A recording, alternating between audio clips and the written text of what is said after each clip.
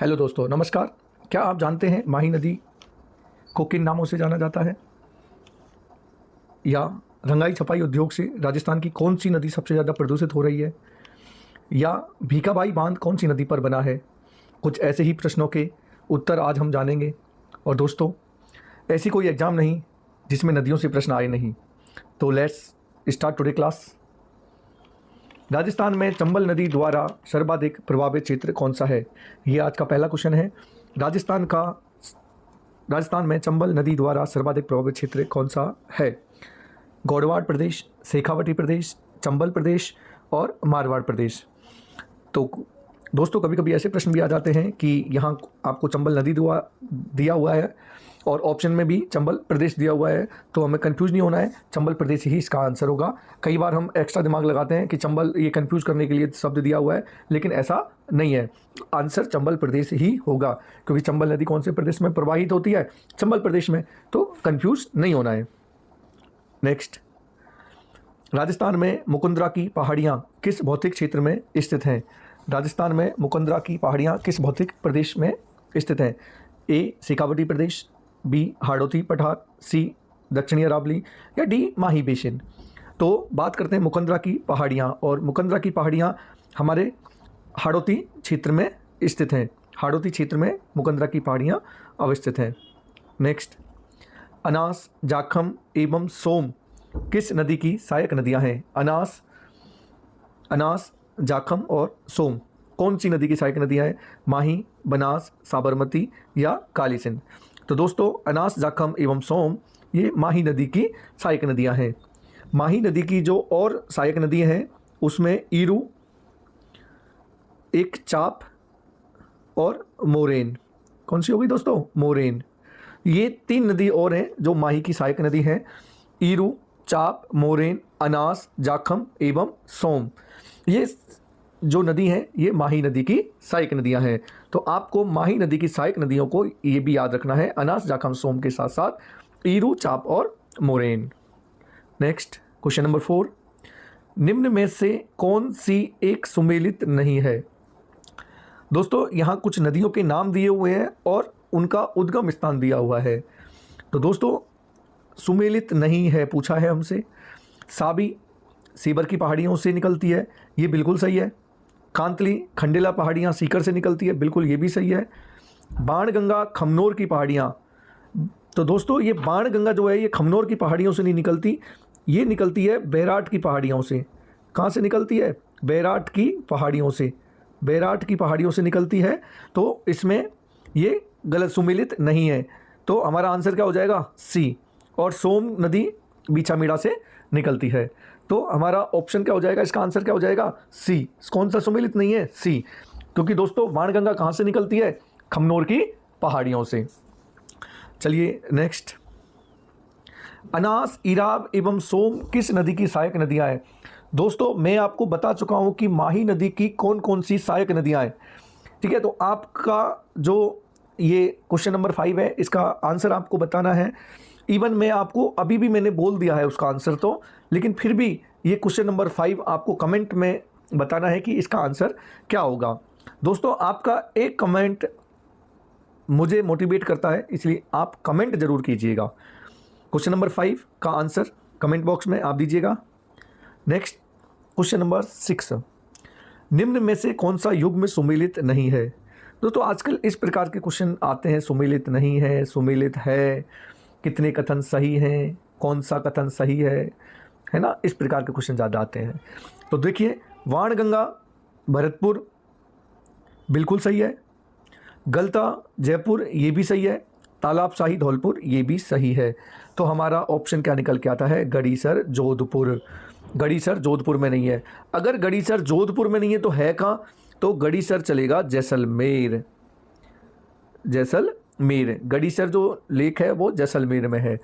और दोस्तों, गड़ीसर लेक अभी करंट में भी चर्चित रही है। तो गड़ीसर जैसलमेर, तो ये हमारा सुमेलित नहीं है।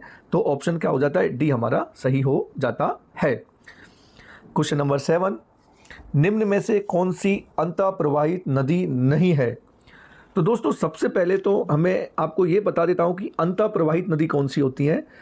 अंतः प्रवाहित नदी ऐसी नदी जो समुद्र में नहीं मिलती, समुद्र में नहीं मिलती, नहीं मिलती, उससे पहले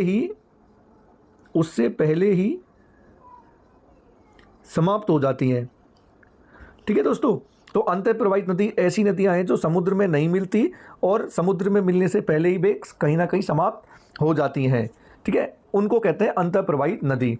अब क्वेश्चन क्या पूछा है, निम्न में से कौन सी नदी अंतः प्रवाहित नदी नहीं है? तो दोस्तों साबी, कांतली और कांकनी ये तीनों ही नदी अंतः प्रवाहित नदी है, जबकि खारी नदी जो है ये अंतः प्रवाहित नदी नहीं है। तो option D is the correct. ध्यान रखना दोस्तों, कई बार क्वेश्चन आता है निम्न में से अंतः प्रवाहित नदी है या अंतः प्रवाहित नदी नहीं है। उनमें से आपको ये तीनों नाम प्रचलित में मिलेंगे, इन तीन नाम में से जरूर मिलेंगे। तो ये क्वेश्चन नंबर 7 याद रखना है। नेक्स्ट, भीखा भाई बांध राजस्थान में किस नदी पर बना है? शानदार क्वेश्चन है। भीखा भाई बांध राजस्थान में किस नदी पर बना है? Option A Yamuna, B Banas, C Chambal या डी माही। तो दोस्तों भीखा भाई बांध माही नदी पर बना हुआ है, option D is the correct. ठीक है, भीखा भाई बांध माही नदी पर बना हुआ है। नेक्स्ट, लूनी नदी की एकमात्र दाएं से मिलने वाली सहायक नदी कौन सी है? एकमात्र दाएं से, लूनी नदी की सभी नदियां बाईं ओर से मिलती हैं, लेकिन एक नदी है जो केवल उसके दाईं ओर से मिलती है। तो दोस्तों सबसे पहले तो मैं आपको बता देता हूं कि बायां और दायां किसी नदी का कैसे डिसाइड होता है।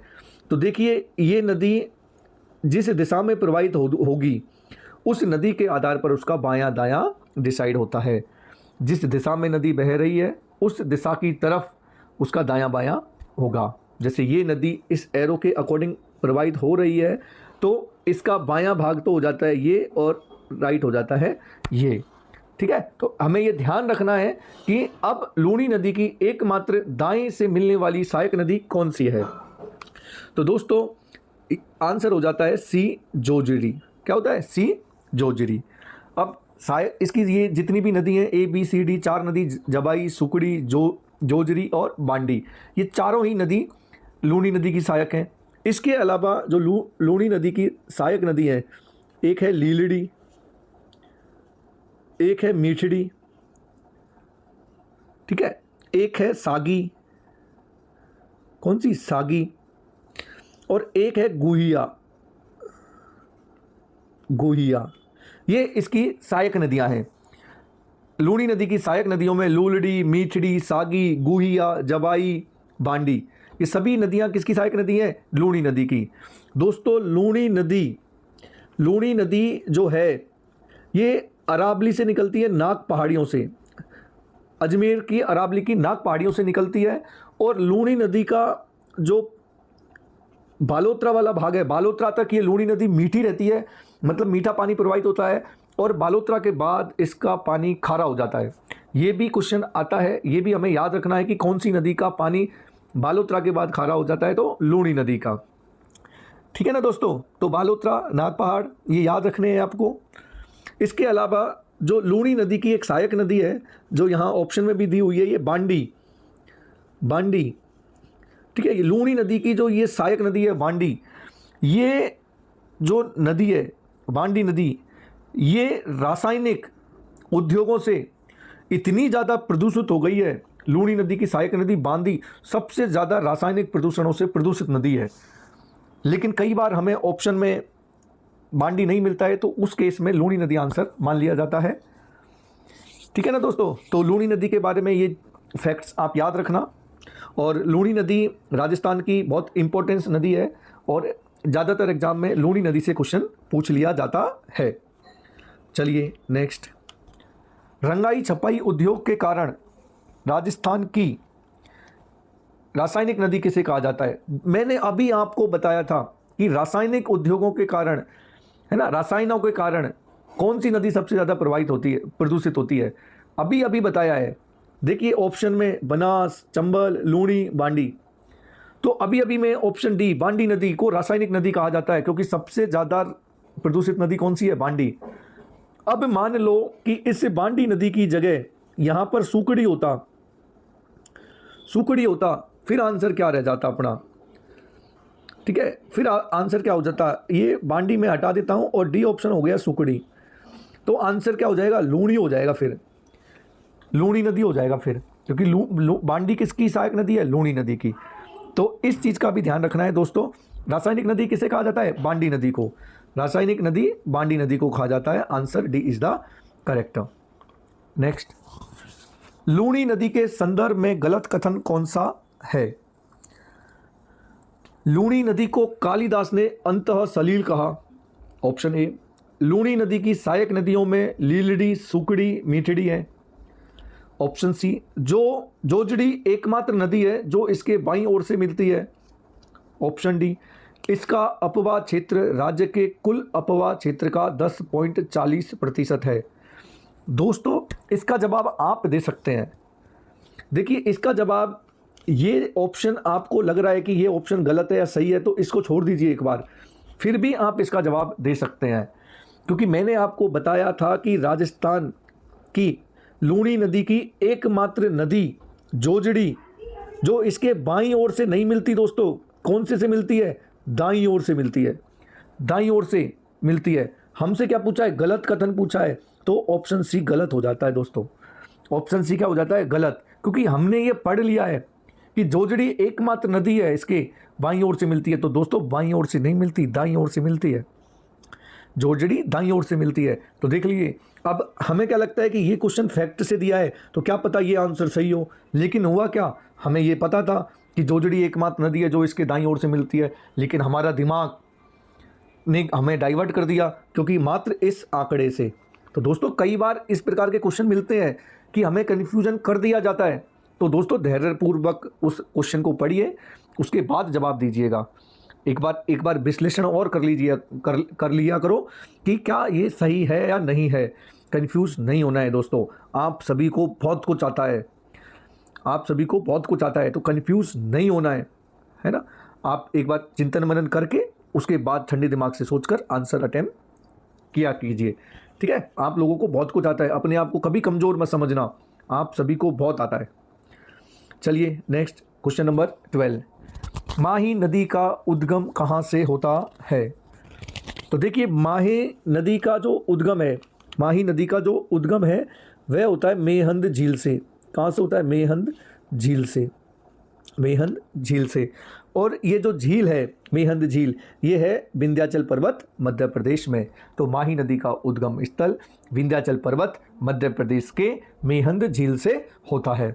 ध्यान रखना दोस्तों, विंध्याचल पर्वत भी ऑप्शन में आ सकता है, तो विंध्याचल पर्वत से ही इसका उद्गम होता है। जरूरी नहीं है कि कई बार हम जो चीज़ों को पढ़ें कि माही नदी का उद्गम मेहंद झील से होता है, ऑप्शन में नहीं दिया हुआ है तो क्वेश्चन गलत हो जाता है। नहीं, ऑप्शन में क्या दिया हुआ है, विंध्याचल पर्वत, ठीक है। तो कंफ्यूज नहीं होना है, इस प्रकार के क्वेश्चन भी एग्जाम में पूछ लिए जाते हैं। क्वेश्चन नंबर 13, माही नदी कर्क रेखा को 2 बार काटती है। कथन ए, और कथन बी है माही नदी अरब सागर में गिरती है। माही नदी कर्क रेखा को 2 बार काटती है, बिल्कुल सही है, यह कर्क रेखा को 2 बार काटती है, क्योंकि कर्क रेखा जो है, जो राजस्थान के डूंगरपुर और बांसवाड़ा 2 जिलों से होकर गुजरती है, ठीक है। तो माही नदी इन्हीं राज्यों से प्रभावित होती है, तो जिलों से प्रभावित होती है, इसलिए माही नदी कर्क रेखा को 2 बार काटती है, और माही नदी अंततः अरब सागर में ही जाकर गिरती है। तो दोनों कथन यहाँ सही हो जाते हैं। Option A is the correct. Beneshwar Dham किस संगम स्थल पर स्थित है। माही बनास, बी माही सोमजाखम, सी माही अनास, या डी सोमजाखम। तो दोस्तों बेणेश्वर धाम, जिसे आदिवासियों का कुंभ भी कहा जाता है, क्या कहा जाता है, आदिवासियों का कुंभ, आदिवासियों का कुंभ भी कहा जाता है, यह माही सोमजाखम नदियों के संगम पर स्थित है। बेणेश्वर धाम माही सोमजाखम के संगम पर स्थित है, इसे बेणेश्वर धाम को आदिवासियों का कुंभ भी कहा जाता है। क्वेश्चन नंबर 15, माही नदी की प्रमुख सहायक नदियां हैं, और इसका जवाब आप मुझे कमेंट बॉक्स में बताइएगा, क्योंकि मैंने माही नदी की आपको 6 नदियां, सहायक नदियां बताई थी, और आपसे उम्मीद है कि आप इसका जवाब दे पाएंगे, ठीक है। क्वेश्चन नंबर 15 का आंसर आप कमेंट बॉक्स में दे दीजिएगा। आपको कमेंट बॉक्स में जब आंसर देते हैं तो क्वेश्चन नंबर 15 उसके साथ ऑप्शन ए बी सी ना लिखकर आप लिखा करें कि ऑप्शन ए क्या है, ताकि वो याद रहे कि इसका आंसर सच में ये था या नहीं था। आप आंसर लिखा करें कि मान लो कि 15 का आंसर आप अगर सी लिखना चाह रहे हो तो चंबल काली सिंध पार्वती, ऐसे इस प्रकार से आपको आंसर सी और आगे ऑप्शन क्या दिया हुआ है उसको भी आप लिख दीजिए करें, ठीक है, ताकि पता लगे। चलिए क्वेश्चन नंबर 16, निम्नलिखित उपनामों में से कौन से उपनाम माही नदी के लिए प्रयुक्त होते हैं? कांठल की गंगा, बागड़ की गंगा, दक्षिण राजस्थान की स्वर्ण रेखा या आदिवासियों की गंगा। चलिए ऑप्शन ए केवल 1 और 2, केवल 1 2 4, केवल 1 2 3 या ऑप्शन डी 1 2 3 4। तो दोस्तों माही नदी के जो उपनाम हैं वह कांठल की गंगा भी है, बागड़ की गंगा भी है, दक्षिण राजस्थान की स्वर्ण रेखा भी है, और क्योंकि माही नदी की जो सहायक नदियां हैं सोम, जाखम और माही, इनके जो त्रिवेणी संगम है उस पर आदिवासियों का कुंभ लगता है, इसीलिए इसे आदिवासियों की गंगा भी कहा जाता है। तो ऑप्शन डी हमारा यहाँ पर सही हो जाता है। चलिए नेक्स्ट क्वेश्चन नंबर 17, माही नदी की सहायक नदियों को उनके उद्गम स्थलों से सुमेलित करना है। माही नदी की ये जितनी भी 4 नदी हैं, सोम, जाखम, अनास, मोरन, इन नदियों को हमें सुमेलित करना है। ऑप्शन नीचे दिए हुए हैं, तो सबसे पहले हम सुमेलित कर लेते हैं। देखिए सोम नदी जो मिलती है वो बीछामेड़ा की पहाड़ियों से मिलती है। सोम नदी बीछामेड़ा की पहाड़ियों से मिलती है, और जाखम नदी जो निकलती है वो छोटी सादड़ी से निकलती है, प्रतापगढ़ से। जबकि अनास नदी का जो उद्गम होता है वह एमपी से होता है, एमपी से होता है अनास नदी का। तो अनास नदी का एमपी के विंध्याचल क्षेत्र से होता है। अब रह जाता है हमारा मोरन, और मोरन निकलती है डूंगरपुर की पहाड़ियों से। कहाँ से निकलती है दोस्तों? डूंगरपुर की पहाड़ियों से। तो देखिए ऑप्शन क्या सही हो जाता है हमारा, ए का फर्स्ट बी में भी है और डी में भी है, बी का 4। तो दोस्तों बी का 4 यहाँ भी है और बी का 4 यहाँ भी है, A1 4 C3 D2। Option B और डी दोनों ही सही हैं दोस्तों, ऑप्शन बी और डी दोनों ही सही हैं। 1 4 3 2 1 4 3 2। हो सकता है कि टाइपिंग एरर हो गया किसी भी ऑप्शन में, इसीलिए इसमें 2 ऑप्शन निकल कर आ रहे हैं। ऐसा होता नहीं है लेकिन हो गया है। तो मैं तो आपका दोस्त भाई, आप जो भी समझे हूँ, तो आप छोटी सी गलती के लिए मुझे क्षमा कर सकते हैं, लेकिन क्वेश्चन बहुत बेहतरीन था, ऑप्शन में गलती हो गई है। तो सोम नदी का जो उद्गम है वो बीछामेड़ा की पहाड़ियों से है, जाखम का छोटी सादड़ी प्रतापगढ़, अनास नदी का उद्गम एमपी से विंध्य क्षेत्र से, और मोरन नदी का उद्गम डूंगरपुर की पहाड़ियों से है। ठीक है दोस्तों, तो ऑप्शन बी और डी ऑप्शन के अकॉर्डिंग सही हो जाते हैं, तो हमें ये ध्यान रखना है। क्वेश्चन नंबर 18, पश्चिमी बनास नदी के संदर्भ में गलत कथन कौन सा है? दोस्तों आपने बनास नदी के बारे में बहुत कुछ पढ़ा है, अब हमें पढ़ना है पश्चिमी बनास नदी के संदर्भ में। तो देखिए पश्चिमी बनास की नदी, इस नदी का उद्गम सिरोही जिले के नया सानवाड़ा गांव से होता है। इस नदी का उद्गम सिरोही जिले के नए सानवाड़े गांव से होता है, बिल्कुल सही है, नया सानवाड़ा गांव से होता है। इस नदी पर बनास बांध बना हुआ है, बिल्कुल बनास बांध बना हुआ है। इस नदी की सहायक नदियों में सुकली, सीपू, कुकड़ी नदियां शामिल है। दोस्तों ये भी सही है, हो सकता है आपने ये क्वेश्चन पहली बार देखा है, तो मैं आपको बता देता हूं कि इसकी सहायक नदियां हैं सुकली, सीपू, कुकड़ी, ये पश्चिमी बनास नदी की ही सहायक नदियां हैं, और यह नदी बंगाल की खाड़ी में अपना जल छोड़ती है। तो ये स्टेटमेंट गलत हो जाता है, तो ऑप्शन डी हमारा आंसर हो जाता है। तो दोस्तों बंगाल की खाड़ी में नहीं जाती ये नदी, और ये नदी जाती है कच्छ के रण में। कच्छ के रण में कहाँ अपना जल छोड़ेगी? कच्छ के रण में, कच्छ के रण में। ठीक है, तो यह नदी कच्छ के रण तक जाती है। ठीक है, अरब सागर होता तो फिर भी हम मान लेते कि अरब सागर में अपना जल छोड़ती है, लेकिन यहाँ बंगाल की खाड़ी दिया हुआ है जो कि सीधा सीधा गलत हो जाता है, और हमसे पूछा भी गलत है, तो हमारा आंसर डी करेक्ट हो जाता है। अब दोस्तों ये नदी हो सकता है कि कई विद्यार्थी पहली बार पढ़ रहे हैं, लेकिन नदी तो इंपॉर्टेंट है पश्चिमी बनास की नदी। तो दोस्तों आजकल आरपीएससी आरएसएमएसबी का फोकस उन नदियों के ऊपर भी है जिन नदियों को अक्सर हम छोड़ देते हैं, हमारा ध्यान नहीं दिया जाता, क्योंकि बहुत हुआ चंबल, बनास, माही नदी, इन नदियों से क्वेश्चन पूछने का जो चलन है, अब आरपीएससी उससे बाहर आ रही है। आपसे क्वेश्चन ऐसे पूछे जाते हैं जो आपसे अनटच है, ठीक है, आप उन्हें इग्नोर कर देते हो कि ये नहीं पूछा जाएगा, ये नदी इतनी इंपॉर्टेंट नहीं है, पूछा वहीं से जाता है। तो आजकल जब हम पढ़ते हैं तो छोड़ने लायक कुछ नहीं है, सिलेबस को कवर आपको करना ही होगा। अगर सिलेबस में नदियां हैं तो हमें नदियां पढ़नी ही होंगी। कुछ नदियां जो इंपॉर्टेंस नदी हैं उन नदियों को थोड़ा डीपली पढ़ना है, उसके बाद जो कम इंपॉर्टेंस नदी हैं उनको भी हमें इग्नोर नहीं कर देना है कि आरपीएससी केवल चंबल बनास से ही क्वेश्चन पूछेगी, तो ऐसा कुछ भी नहीं है। चंबल, बनास, लूनी, माही, हम ये 4 नदी पढ़ लेते हैं, हो जाएगा, हो सकता है हो भी जाए, लेकिन आजकल जो चलन में है वो इस प्रकार के क्वेश्चन है। चलिए क्वेश्चन नंबर 19, चंबल नदी का उद्गम स्थल है जनापाऊ पहाड़ी एमपी, अमरकंटक, खमनोर की पहाड़ियाँ, विंध्याचल उत्तर प्रदेश। तो दोस्तों चंबल नदी का उद्गम स्थल जनापाऊ की पहाड़ियाँ एमपी से होता है, ठीक है, ध्यान रखना, जनापाऊ की पहाड़ियाँ एमपी। क्वेश्चन नंबर 19 का ऑप्शन ए। निम्न में से कौन सा बांध चंबल पर नहीं बना है? गांधी सागर, राणा प्रताप सागर, जवाहर सागर, माही, बजाज सागर। तो दोस्तों चंबल नदी पर गांधी सागर भी बना हुआ है, राणा प्रताप भी है और जवाहर सागर है, तो ऑप्शन डी हमारा यहाँ सही हो जाता है। माही बजाज सागर बांध माही नदी पर ही बना हुआ है, ठीक है, माही बजाज सागर माही नदी पर बना हुआ है। जबकि जो ABC गांधी सागर, राणा प्रताप सागर और जवाहर सागर, ये तीनों ही चंबल नदी पर बने हुए हैं। चंबल नदी पर एक और है जिसे हम कोटा बैराज कहते हैं, कोटा बैराज। ये 4 जो बांध हैं, ये जो 4 बांध हैं ये चंबल नदी पर बने हुए हैं, तो ध्यान रखना चारों बांधों को। चलिए क्वेश्चन नंबर 21, कितने कथन सही हैं? चंबल नदी काली सिंध की मुख्य धारा है, चंबल नदी यमुना में मिलती है, चंबल नदी अरब सागर में गिरती है।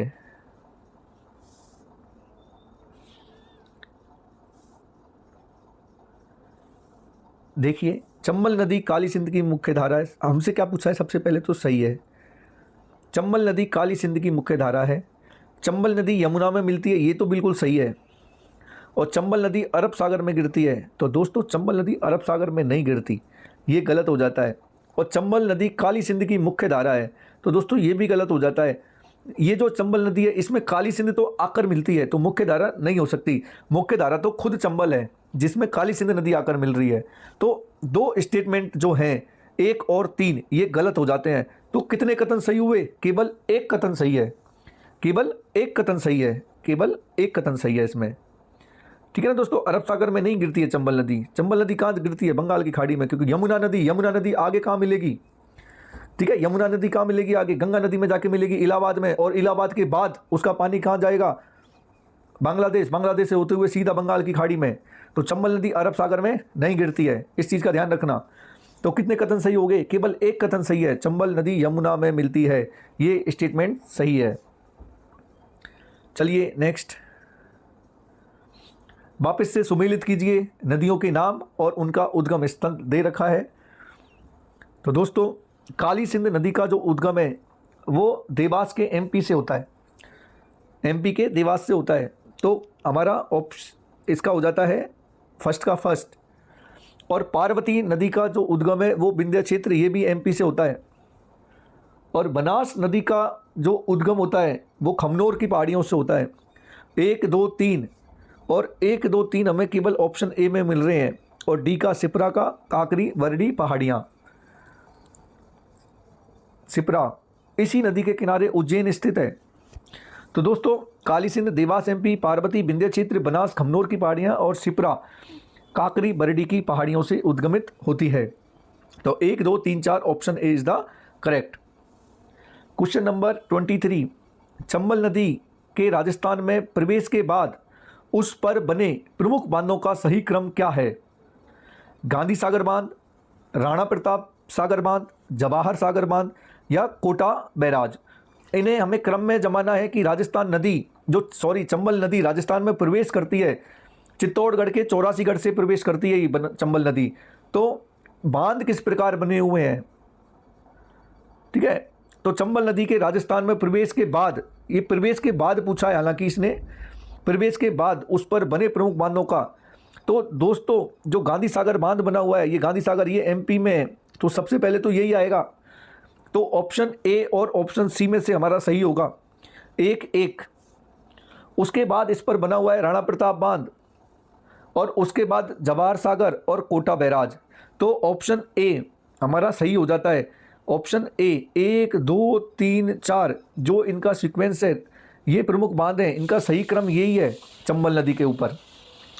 ठीक है, ये क्वेश्चन भी बहुत ज़्यादा इंपॉर्टेंट है। ये पूछ लिया जाता है कि चंबल नदी में, एक क्वेश्चन ये भी पूछ लिया जाता है कि चंबल नदी में निम्नलिखित बांध में से कौन सा बांध राजस्थान में स्थित नहीं है।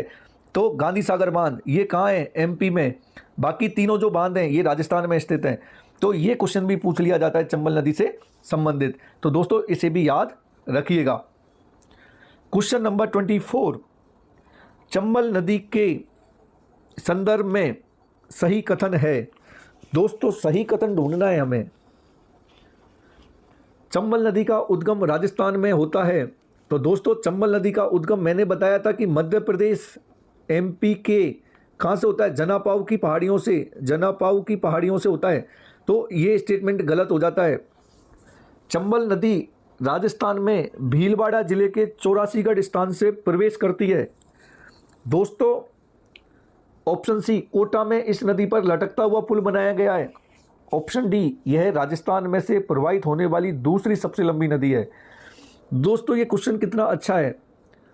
भीलवाड़ा जिले के चौरासीगढ़ स्थान से प्रवेश करती है, कोटा नदी में इसमें लटकता हुआ पुल बनाया गया है, और यह राजस्थान में से प्रवाहित होने वाली दूसरी सबसे लंबी नदी है। तो मैंने ऑप्शन ए तो आपको बता दिया कि चंबल नदी का उद्गम राजस्थान से नहीं होता है। कहाँ से होता है, मध्य प्रदेश के जनापाव की पहाड़ियों से होता है। दूसरा, चंबल नदी राजस्थान में भीलवाड़ा जिले के चौरासीगढ़ स्थान से प्रवेश करती है। तो दोस्तों चौरासीगढ़ स्थान तो सही है, चौरासीगढ़ स्थान से ही प्रवेश करती है, लेकिन यहाँ गलती क्या कर दी, जिला गलत दे दिया। भीलवाड़ा जिले के चौरासीगढ़ में प्रवेश नहीं करती, ये चित्तौड़गढ़ है, चित्तौड़गढ़ के चौरासीगढ़ से है। ध्यान रखना दोस्तों, थोड़ी सी गलती की है। भीलवाड़ा जिले के चौरासीगढ़ के स्थान पर चित्तौड़गढ़ जिले के चौरासीगढ़ स्थान से प्रवेश करती है, थोड़ा सा ही घुमाया है। तो ये स्टेटमेंट भी हमारा गलत हो जाता है। दो स्टेटमेंट हमारे गलत हो जाते हैं। यह राजस्थान में से प्रवाहित होने वाली दूसरी, तो दोस्तों दूसरी नहीं है, पहली है। चंबल नदी राजस्थान में प्रवाहित होने वाली सबसे लंबी नदी है, तो दूसरी भी नहीं है। तो तीन स्टेटमेंट हमारे गलत हो जाते हैं। पहला गलत है, दूसरा भी गलत है, और चौथा भी गलत है। तो हमारा ऑप्शन सी निकल के आता है, कोटा में इस नदी पर लटकता हुआ पुल बनाया गया है। यह कथन 100% सही है। कोटा में हैंगिंग ब्रिज बनाया हुआ है, और यह चंबल नदी पर बना हुआ है। अभी राजस्थान में दूसरा हैंगिंग ब्रिज बनाया गया है, जो कि डूंगरपुर में चिखली गांव में बनाया गया है। वह दूसरा हैंगिंग ब्रिज होगा। चलिए क्वेश्चन नंबर 25, निम्नलिखित सहायक नदियां एवं उनके उद्गम स्थलों के संबंध में कौन सा युग्म सुमेलित नहीं है या भिन्न है। बनास खमनोर की पहाड़ियाँ, काली सिंध देवास एमपी, पार्वती विंध्य क्षेत्र एमपी, शिप्रा अरावली पर्वतमाला। तो दोस्तों बनास नदी खमनोर की पहाड़ियों से निकलती है, सही है। काली सिंध देवास मध्य प्रदेश से निकलती है। पार्वती नदी विंध्य क्षेत्र मध्य प्रदेश से निकलती है। जबकि शिप्रा जो नदी है, शिप्रा ये कहाँ से निकलती है, काकरी बरडी की पहाड़ियों से, काकरी बरडी की पहाड़ियों से निकलती है, ना कि अरावली पहाड़ियों से। तो ऑप्शन डी हमारा गलत हो जाता है। तो इसका आंसर क्या निकल कर आएगा, ऑप्शन डी सुमेलित नहीं है। ऑप्शन डी हमारा आंसर हो जाता है। क्वेश्चन नंबर 26, कौन सा युग्म सुमेलित नहीं है। देखिए वापस सुमेलित आ गया। तो काली सिंध देवास बनास खमनोर की पहाड़ियाँ, पार्वती सतपुड़ा पर्वत, मेज अरावली चित्र। दोस्तों क्वेश्चन नंबर 26 का आंसर आप मुझे बताइए, क्योंकि इससे जस्ट पहले ये क्वेश्चन गया है कि इन नदियों का उद्गम कहाँ पर होता है। तो ये उद्गमित स्थान है देवास खमनोर की पहाड़ियाँ, सतपुड़ा पर्वत, अरावली क्षेत्र। और आपको ये आंसर मुझे कमेंट बॉक्स में बताना है। क्वेश्चन नंबर 26 का आंसर आपके द्वारा। नेक्स्ट, बनास नदी का उद्गम स्थल है। बनास नदी का उद्गम स्थल है, तो बनास नदी दोस्तों खमनोर की पहाड़ियाँ से निकलती है। तो ऑप्शन बी हमारा सही हो जाता है, खमनोर की पहाड़ियाँ से निकलती है बनास नदी। क्वेश्चन नंबर 28, बनास नदी किन जिलों से होकर बहती है? तो बनास नदी option A Rajsamand, Bhilwara, Tonk, option B Banswara, Dungarpur, और ऑप्शन सी जैसलमेर, बाड़मेर, और ऑप्शन डी कोटा, धौलपुर। तो देखिए ऑप्शन में बेस्ट जो आंसर है वो ऑप्शन ए राजसमंद, भीलवाड़ा, टोंक में से बनास नदी प्रवाहित होती है। तो क्वेश्चन नंबर 28 का आंसर ए हो जाता है। क्वेश्चन नंबर 29, निम्नलिखित नदी एवं उसकी सहायक नदी के युग्मों में से कौन सा भिन्न है या कौन सा सुमेलित नहीं है? सहायक नदियां बतानी है दोस्तों। चलिए देखते हैं। चंबल नदी काली सिंध, बनास नदी मेज, माही नदी जाखम, लूणी नदी सोम। हमें सहायक नदियां बतानी है कि कौन सा सुमेलित नहीं है। तो दोस्तों मैंने आपको बताया था लूणी नदी की सहायक नदियां कौन कौन सी हैं? लीलड़ी, मीठड़ी, सूकड़ी, गुइया, सागी, जवाई, ये लूणी नदी की सहायक नदी है। सोम सहायक नदी नहीं है, सोम सहायक नदी है। सोम और जाखम ये तो माई नदी की सहायक नदियां हैं, माई नदी की सहायक नदियां हैं। तो सोम तो माई नदी की हो गई, तो लूणी नदी हमारा आंसर हो जाता है। Option D is the correct, option D is the correct. चलिए नेक्स्ट, राजस्थान का मिट्टी का सबसे बड़ा बांध, पांचना बांध, कौन से जिले में स्थित है? Option A Alwar, option B Dausa, option C Karauli, option D Sawai Madhopur. तो दोस्तों पांचना बांध, सबसे पहले तो इस पांचने बांध में 5 नदियां आकर मिलती हैं। आपको पता होना चाहिए कि पांचने बांध का नाम पांचना क्यों पड़ा। तो इसमें 5 नदियों का पानी समाहित होता है, इसीलिए इसको पांचना बांध कहते हैं। और ये पांचना बांध मिट्टी का सबसे बड़ा बांध है राजस्थान का। मिट्टी का सबसे बड़ा बांध है पांचना बांध, जो राजस्थान के करौली जिले में स्थित है। कौन से जिले में? करौली जिले में स्थित है। तो क्वेश्चन नंबर 30 का आंसर हो जाता है करौली, सी। चलिए नेक्स्ट, टोंक जिले के राजमहल में स्थित त्रिवेणी संगम स्थल पर कौन कौन सी नदियां आकर मिलती हैं? देखिए त्रिवेणी संगम से बहुत अच्छा क्वेश्चन है। ऑप्शन ए बनास मेज खारी, बनास माही सोम, बनास खारी डाई, बनास चंबल काली सिंध। तो दोस्तों टोंक जिले के राजमहल में स्थित त्रिवेणी संगम स्थल पर बनास, खारी, डाई ये तीनों नदियां आकर मिलती हैं। बनास, खारी, डाई ये 3 नदी का त्रिवेणी संगम होता है, और ये तीनों नदियां राजमहल के आसपास आकर इसमें मिल जाती हैं। 3 नदी आकर मिलती हैं, इसीलिए इसे त्रिवेणी संगम कहा जाता है। ठीक है, बनास, खारी, डाई, और ये राजमहल में त्रिवेणी संगम टोंक जिले में है, ये भी ध्यान रखना है हमें। ठीक है, चलिए क्वेश्चन नंबर 32, निम्नलिखित में से कौन सी नदियां काली सिंध नदी की सहायक नदियां हैं? दोस्तों काली सिंध की पूछी है इसने। काली सिंध की सहायक नदियां हैं आहू, परवन, उजाड़, चोली। तो दोस्तों क्वेश्चन नंबर 32 का आंसर हो जाता है आहू, परवन, उजाड़, चोली। ये चारों ही जो नदियां हैं ये काली सिंध की सहायक नदियां हैं। तो option D is the correct. चलिए क्वेश्चन नंबर 33, निम्नलिखित में से कौन सी नदियां बनास नदी की सहायक नदियां हैं? कोठारी, खारी, आहू, मासी। कौन सी नदियां बनास नदी की सहायक नदी हैं? कौन सी पूछी है? बनास नदी की। कोठारी, खारी, आहू, मासी। तो दोस्तों अभी अभी हमने पढ़ा है कि ये आहू नदी किसकी सहायक नदी है? काली सिंध की। किसकी है? काली सिंध की। तो ऑप्शन 3 को हम एलिमिनेट करते हैं, ऑप्शन बी नहीं होगा और डी नहीं होगा। तो अब हमारे पास निकल के आते हैं 1 और 2 और 1, 2, 4। अगर हमें ये याद है, अगर इसमें से भी 1, 2 से हमें कोई मतलब नहीं है, 1, 2 ऑप्शन ए में भी है और ऑप्शन सी में भी है। बनास नदी की सहायक नदी, अब हमें ये जानना है कि मासी है या नहीं है। तो दोस्तों बनास नदी की सहायक नदियों में ये मासी भी शामिल है, तो ऑप्शन सी हमारा सही हो जाता है। ठीक है ना दोस्तों, याद रखना कोठारी, खारी, मासी ये तीनों ही नदियां बनास नदी की सहायक नदियां हैं। तो क्वेश्चन नंबर 33 का आंसर हो जाता है सी। चलिए क्वेश्चन नंबर 34, अरावली पर्वतमाला राजस्थान की जल विभाजक रेखा है? 2. राजस्थान में मरुस्थलीय विस्तार की अधिकता के कारण अंतर प्रवाही नदियां अधिक पाई जाती हैं। उक्त कथनों में से सही है? दोनों कथन सही हैं, दोनों कथन गलत हैं, ए सही बी गलत है या ए गलत बी सही है। तो दोस्तों अरावली पर्वतमाला राजस्थान की जल विभाजक रेखा है, सही है। और राजस्थान में मरुस्थलीय विस्तार की अधिकता के कारण अंतर प्रवाही नदियां अधिक पाई जाती हैं।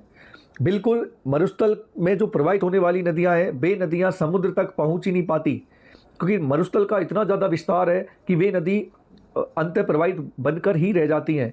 इसलिए यहाँ ऑप्शन ए हमारा सही हो जाता है। दोनों कथन सही है। राजस्थान की जल विभाजक रेखा अरावली है और मरुस्थल का विस्तार अधिक होने के कारण अधिकांश नदियां अंतर प्रवाही नदियां हैं। अंतर प्रवाहित नदियों के नाम मैंने आपको बताए थे, काकनी, कांतली, है ना, साबी, ये सब नदियां हैं जो अंतर प्रवाहित नदियां हैं। और भी नदियां जो अंतर प्रवाहित नदी हैं, लूणी भी एक प्रकार की अंतर प्रवाहित नदी भी है, क्योंकि लूणी नदी भी कई बार पहले से ही पहले के जो समुद्र में मिलने से पहले ही विलुप्त हो जाती है, तो लूणी नदी भी है। लेकिन लूणी नदी को हम अंतर प्रवाहित नदी में काउंट नहीं करते हैं, लेकिन आने वाले समय में लूणी नदी भी अंतर प्रवाहित नदी में शामिल हो जाएगी, लेकिन फिलहाल नहीं है दोस्तों। अभी लूणी नदी अंतर प्रवाहित नदी नहीं है, कंफ्यूज नहीं होना है, ठीक है ना। नेक्स्ट क्वेश्चन नंबर 30, सॉरी, ये हमारे आज के क्वेश्चन होते हैं पूरे। तो दोस्तों उम्मीद है आपको ये क्वेश्चन अच्छे लगे होंगे, और नदियों से संबंधित एक सेकंड पार्ट और लेकर आएंगे हम, जिसमें कुछ झील और तालाब इस प्रकार से संबंधित क्वेश्चंस होंगे। तो दोस्तों आप इन क्वेश्चंस को देख लीजिएगा और झील और तालाब उनके बारे में पढ़ लीजिएगा, ताकि आप क्वेश्चन जब वीडियो देखें तो आप साथ के साथ उन क्वेश्चंस को सॉल्व करते रहें और आपकी तैयारी का आकलन करते रहें कि आपकी कितनी तैयारी है। ठीक है दोस्तों, तो चलिए जल्द मिलते हैं नेक्स्ट वीडियो में। नमस्कार, धन्यवाद।